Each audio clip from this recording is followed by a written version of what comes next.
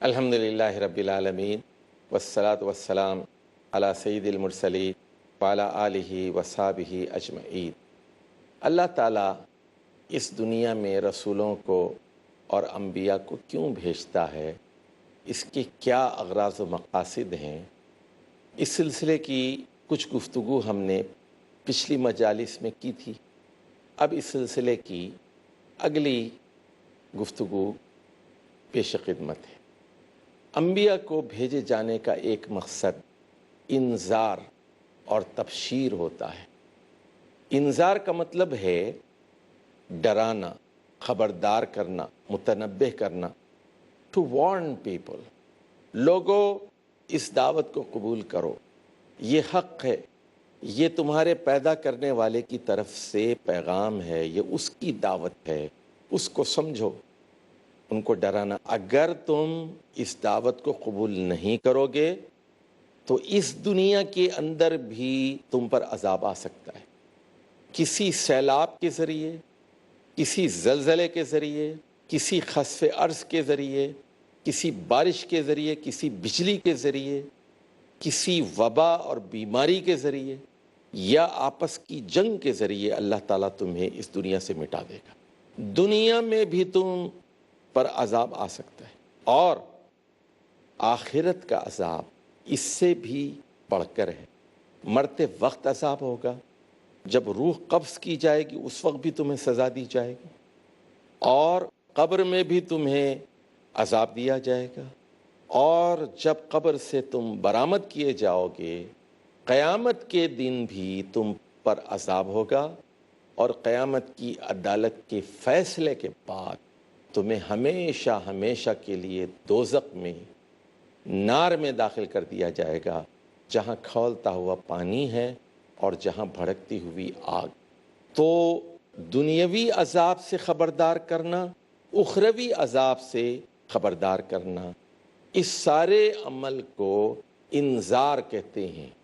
تو دنیا میں رسول اور نبی اللہ تعالیٰ کی طرف سے اس لیے بھیجے جاتے ہیں کہ انسانوں کو ڈرایا جائے، اور اس کے ساتھ ساتھ انہیں خوشخبری دی جائے کہ اگر وہ اس دعوت کو قبول کر لیتے ہیں تو اس دنیا میں بھی ان کے لیے حسنات ہیں، اور آخرت میں بھی ان کے لیے ایک لازوال بادشاہت، ایسی جنت جس میں وہ ہمیشہ ہمیشہ کے لیے رہیں گے، ایسے باغات جہاں پر ان کی جسمانی فرحت اور ان کی روحانی فرحت کا ایک لامتناہی انتظام کیا گیا ہے۔ تو نبی کا کام انذار بھی ہے اور تبشیر بھی ہے، وہ خوشخبریاں بھی دیتے ہیں اور ڈراتے بھی ہیں۔ اب ذرا ہم کچھ قرآنی آیات کا مطالعہ کرتے ہیں۔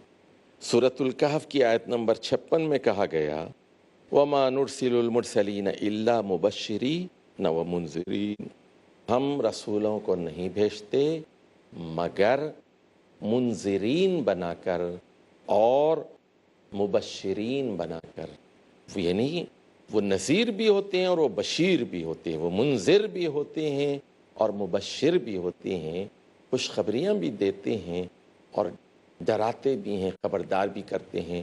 تو یہ دونوں پہلو انسانوں کے سامنے رکھتے ہیں۔ سورۃ النحل کی آیت نمبر 97 میں کہا گیا من عمل صالحا من ذکر او انثی وهو مؤمن فلنحینہ حیاتا طیبہ، جو شخص بھی نیک کام کرے گا، اچھے کام کرے گا، چاہے وہ عورت ہو چاہے وہ مرد ہو، بشرطے کہ وہ مومن بھی ہو، ایمان لانے کے بعد اچھا عمل کرے۔ ایمان کے بغیر عمل صالح کا کوئی تصور نہیں ہے، پھر اس پر کوئی اجر نہیں ہے۔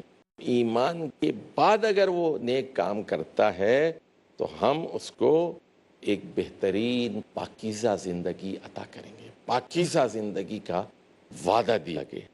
اور سورۃ النور میں کہا گیا وعد اللہ الذین آمنوا منکم وعملوا الصالحات لَيَسْتَخْلِفَنَّهُمْ فِي الْأَرْضِ كَمَا اسْتَخْلَفَ الَّذِينَ مِنْ قَبْلِهِمْ وَلَيُمَكِّنَنَّ لَهُمْ دِينَهُمْ الَّذِي ارْتَضَىٰ لَهُمْ وَلَيُبَدِّلَنَّهُم مِّن بَعْدِ خَوْفِهِمْ أَمْنًا يَعْبُدُونَنِي لَا يُشْرِكُونَ بِي شَيْئًا۔ سورۃ النور کی آیت نمبر 55 ہے۔ دیکھیے کتنی خوبصورت آیت، کتنی خوبصورت آیت۔ اللہ تعالیٰ ایمان لا کر نیک عمل کرنے والوں سے وعدہ کرتا ہے کہ انہیں زمین پر خلیفہ بنائے گا، زمین پر اختیارات دے گا، زمین کی حکومت عطا کرے گا، جس طرح اس نے ماضی میں بھی کئی لوگوں کو خلافت کے منصب پر مامور کیا اور ان کے لیے ان کے پسندیدہ دین کو فراہم کرے گا۔ دیکھیے سورہ طٰہٰ میں کہا گیا وَمَنْ أَعْرَضَ عَنْ ذِكْرِي فَإِنَّ لَهُ مَعِيشَةً ضَنْكًا، جو میرے ذکر سے، میری نصیحت سے منہ موڑتا ہے، اعراض کرتا ہے، گریز کا رویہ اختیار کرتا ہے، تو اس کے لیے اس کی زندگی تنگ کر دی جائے گی، اس کی معیشت تنگ کر دی جائے گی۔ وہ لاکھوں کمائے گا لیکن اس کو سکون نہیں ملے گا، اطمینان نصیب نہیں ہوگا۔ اسلام امن اور طمانینت کی ضمانت دیتا ہے۔ ایمان لا کر آدمی نیک عمل کرے، پرانے غلط اعمال کو چھوڑ دے۔ اور پھر سورۃ فصلت کی آیت نمبر 13 میں ڈرایا گیا فَإِنْ أَعْرَضُوا فَقُلْ، اگر یہ اعراض سے کام لیں، گریز کا رویہ اپنائیں، تو اے محمد صلی اللہ علیہ وسلم آپ بتا دیجئے انذرتکم صاعقۃ مثل صاعقۃ عاد وثمود، میں نے تو تم لوگوں کو خبردار کر دیا گیا ہے، تم پر عاد کی طرح عذاب آ سکتا ہے، قوم سمود کی طرح عذاب آ سکتا ہے۔ اور آپ کو پتہ ہے کہ عاد کو ایک ہوا سے ہلاک کیا گیا تھا اور قوم سمود کو مختلف طریقوں سے ہلاک کیا گیا تھا۔ ایک آواز بھی تھی، ایک صیحہ، ایک چنگھاڑ، اور پھر ایک رجفہ اور ایک زلزلہ بھی تھا جس سے انہیں ہلاک کیا گیا۔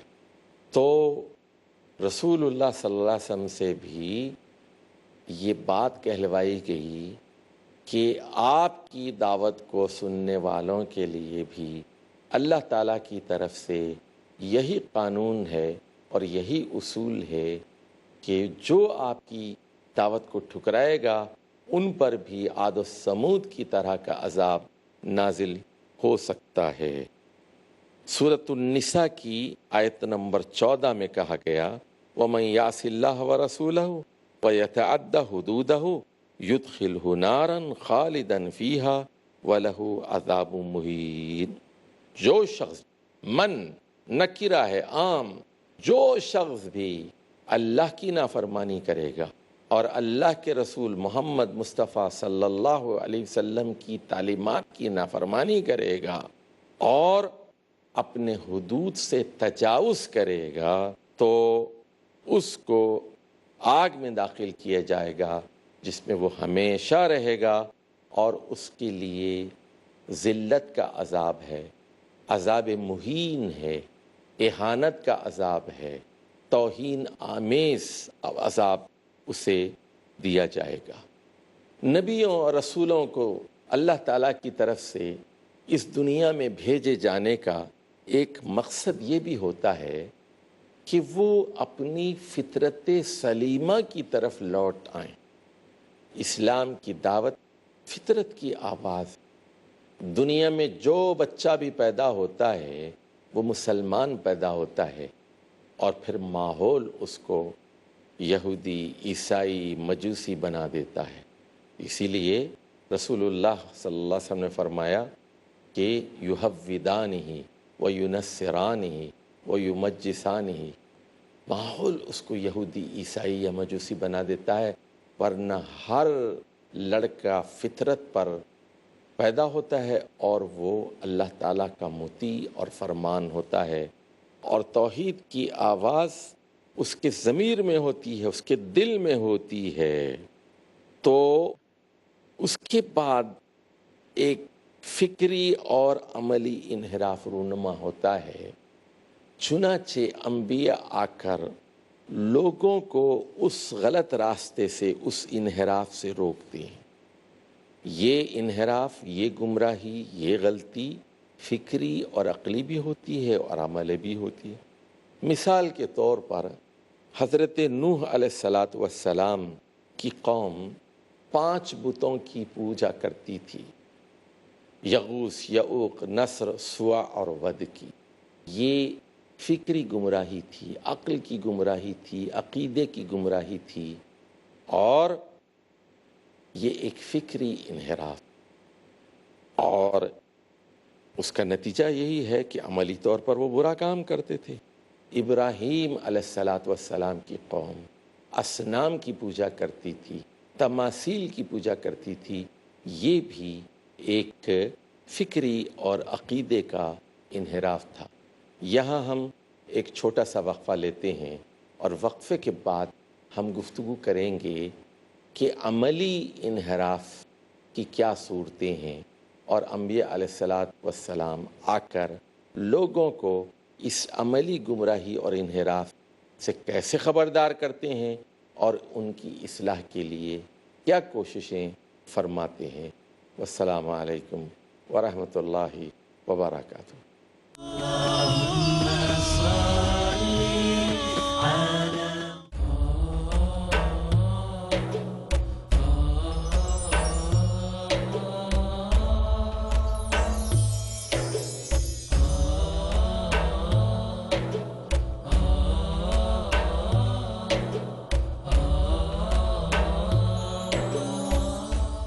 السلام علیکم ورحمۃ اللہ وبرکاتہ۔ میں ہوں ولی اللہ سعیدی، آپ دیکھ رہے ہیں پیس ٹی وی اردو۔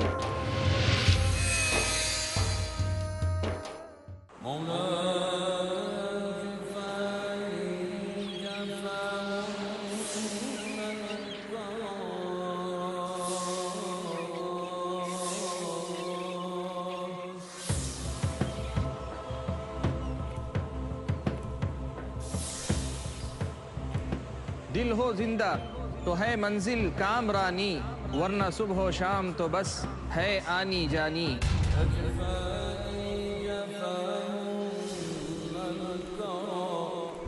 دل بیدار ہے مطلوب ربانی، یہی پیغام نبی کا، یہی تعلیم قرآنی۔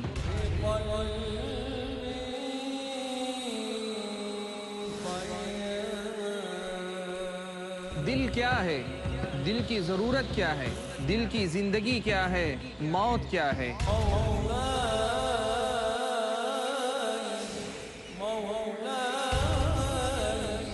یہ سب جاننے کے لیے دیکھیے میرے ساتھ ایک نیا سلسلہ، دل کی دنیا، صرف پیس ٹی وی اردو پر۔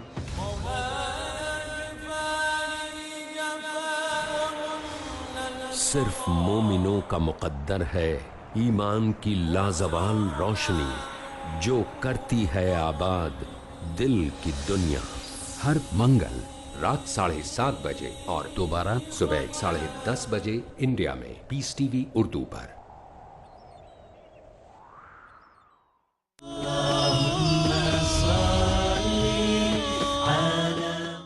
الحمدللہ رب العالمین، والصلاة والسلام علی سید المرسلین وعلی آلہ وصحبہ اجمعین۔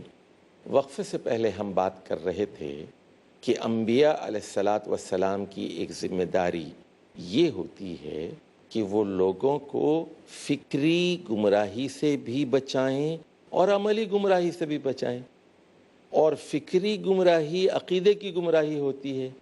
اب ہم دیکھتے ہیں کہ عمل کی گمراہی کیا ہوتی ہے۔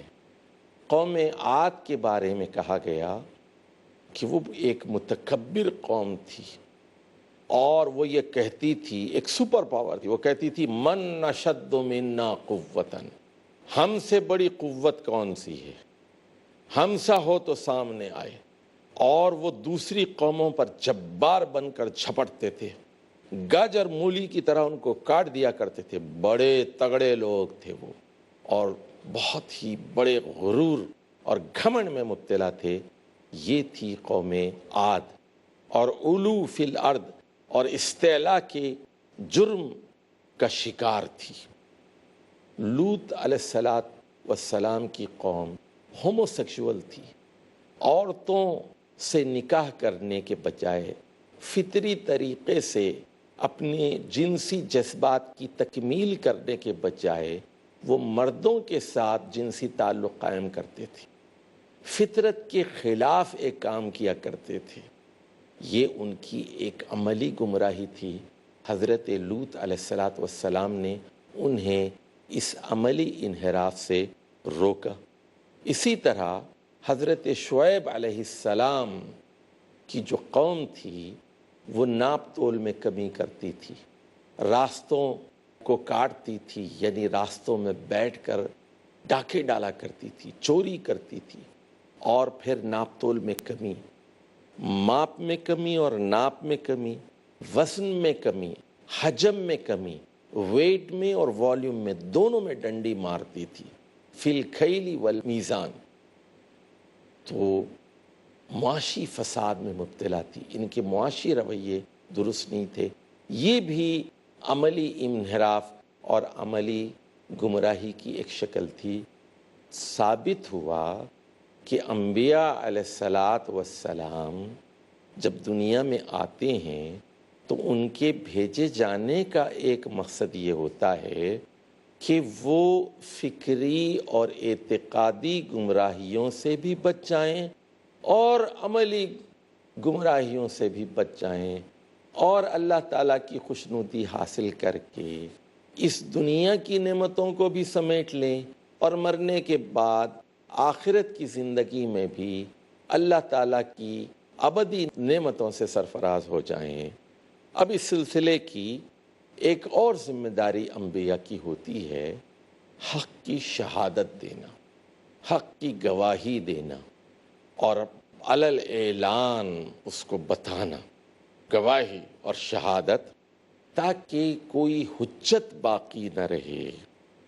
دیکھیے سورۃ النحل کی آیت نمبر 99 میں کہا گیا وَيَوْمَ نَبْعَثُ فِي كُلِّ أُمَّةٍ شَهِيدًا وَجِئْنَا بِكَ عَلَىٰ هَٰؤُلَاءِ شَهِيدًا عَلَيْهِمْ مِنْ أَنفُسِهِمْ، اور قیامت کے دن ہم ہر امت میں سے ایک شہید کو لے آئیں گے، خود ان کی اپنی برادری سے ان کے خلاف، اور اے محمد مصطفیٰ صلی اللہ علیہ وسلم، ہم آپ کو لا کر ان لوگوں کے خلاف کھڑے کر دیں گے، یعنی قریش مکہ کے خلاف ایک گواہ بنا کر، ایک شہید بنا کر۔ یعنی تمام انبیاء اور تمام رسول اللہ کے ہاں جواب دہ ہوتے ہیں۔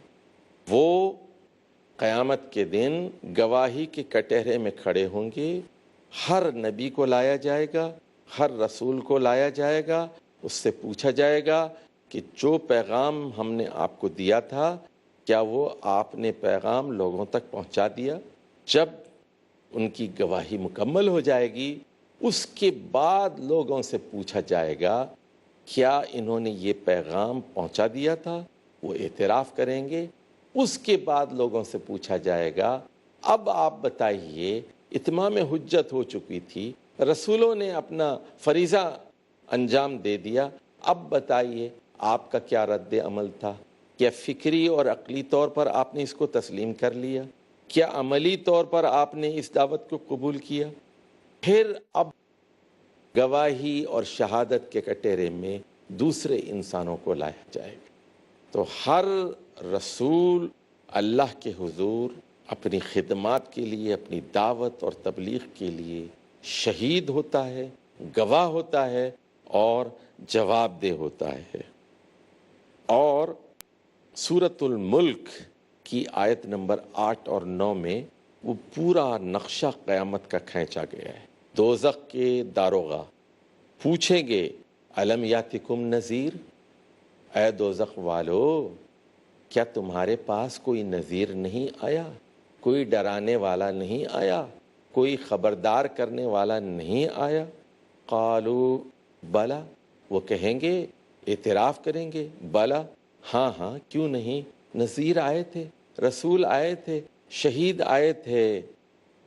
قد جاءنا نذیر فکذبنا وقلنا ما نزل اللہ من شیء، ہمارے پاس رسول آئے تھے، ڈرانے والے آئے تھے، لیکن یہ ہماری بدقسمتی تھی کہ ہم نے انہیں مسترد کیا اور ہم نے کہا آپ لوگ غلط کہتے ہیں، اللہ نے آپ پر کوئی چیز نازل نہیں کی، ما نزل اللہ من شیء، اللہ تعالیٰ نے کوئی چیز آپ لوگوں پر نازل نہیں کی، یعنی آپ کا دعویٰ غلط ہے، آپ کا دعویٰ جھوٹا ہے، ہم آپ کو رسول تسلیم نہیں کرتے۔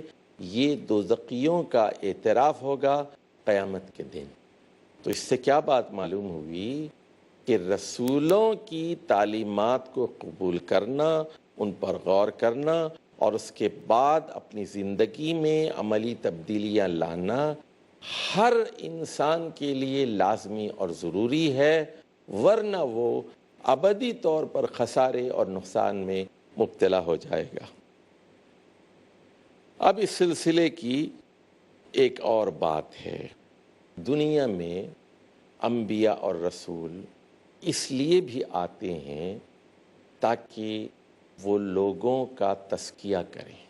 سورۃ جمعہ کی دوسری آیت ہے، هو الذی بعث فی الامیین رسولا منہم یتلو علیہم آیاتہ ویزکیہم ویعلمہم الکتاب والحکمہ وإن كانوا من قبل لفی ضلال مبین۔ هو الذی بعث فی الامیین رسولا منہم، اللہ ہی کی وہ ہستی ہے جس نے امیین کے درمیان، جس نے بنی اسماعیل میں، جس نے مکے اور قریش کے لوگوں میں، عربوں کے اندر، امیین کے اندر ایک رسول کو اٹھایا، یتلو علیہم آیاتہ ویزکیہم ویعلمہم الکتاب والحکمہ، کہ رسول اللہ صلی اللہ علیہ وسلم کی 4 ذمہ داریاں۔ نمبر 1، یتلو علیہم آیاتہ، اللہ تعالیٰ کی آیات، اللہ تعالیٰ کے احکام، اللہ تعالیٰ کے دلائل کو پڑھ کر لوگوں کے سامنے سنا دے۔ نمبر 2، وَيُزَكِّيهِمْ، لوگوں کا تزکیہ کرنا۔ تزکیہ کیا ہے، اس پر مزید گفتگو آگے ہوگی۔ نمبر 3، وَيُعَلِّمُهُمُ الْكِتَابَ، اور رسول اللہ صلی اللہ علیہ وسلم کی ایک ذمہ داری یہ بھی ہے کہ آپ لوگوں کو کتاب کی تعلیم دیں۔ اور چوتھی بات یہ فرمائی گئی کہ چوتھی ذمہ داری یہ ہے کہ وہ یعلمہم الکتاب والحکمہ، حکمت کی تعلیم دیں۔ تلاوت آیات، تزکیہ، تعلیم کتاب اور تعلیم حکمت، تو یہ 4 بنیادی مقاصد ہو گئے رسول اللہ صلی اللہ علیہ وسلم کو اس دنیا میں نبی بنا کر بھیجے جانے۔ اب ذرا ان 4 چیزوں پر آپ غور فرمائیے تو یہ بات آپ پر کھلے گی کہ ان میں سے 3 چیزوں کی حیثیت تو ذرائع کی ہے اور ایک چیز مقصود ہے۔ ان تینوں چیزوں کا مقصد یزکیہم ہے، لوگوں کا تزکیہ، لوگوں کا تزکیہ۔ تزکیہ کیا ہے؟ عربی زبان میں تزکیے کے 2-3 مفہوم ہیں۔ اس کا پہلا مطلب تو ہے کسی چیز کو بڑھانا، ترقی دینا، افزائش کرنا، نمو۔ انگریزی میں ہم کہتے ہیں گروتھ اینڈ ڈیولپمنٹ۔ جیسے آپ دعا مانگتے ہیں ربی زدنی علما، اے اللہ علمی طور پر مجھے ترقی عطا فرما، ربی زدنی علما، علمی طور پر مجھے ترقی عطا فرما۔ تو یہ گروتھ اور ڈیولپمنٹ کی بات ہے۔ تو اللہ تعالیٰ یہ چاہتا ہے کہ رسول اللہ صلی اللہ علیہ وسلم کے ذریعے، آپ کی تلاوت آیات کے ذریعے، آپ کی تلاوت کتاب کے ذریعے اور آپ کی تعلیم کتاب اور تعلیم حکمت کے ذریعے لوگوں کی افزائش ہو، لوگوں کی گروتھ ہو، لوگوں کی ڈیولپمنٹ ہو اور لوگ پاک صاف ہو جائیں، ان کی تطہیر ہو، ان کا تزکیہ ہو، ان کی بیوٹیفیکیشن ہو، ان کی پیوریفیکیشن ہو، ان کو صاف اور شفاف بنا دیا جائے، ان کے دلوں کی صفائی ہو، ان کے بدن کی صفائی ہو، ان کی عقل کی صفائی ہو، ان کے عقیدے کی اور ان کے اعمال کی صفائی ہو۔ تو یہ ہے رسول اللہ صلی اللہ علیہ وسلم کو دنیا میں بھیجے جانے کا مقصد۔ اقول قولی ھذا واستغفر اللہ لی ولکم ولسائر المسلمین واستغفروہ انہ هو الغفور الرحیم۔ اللهم صل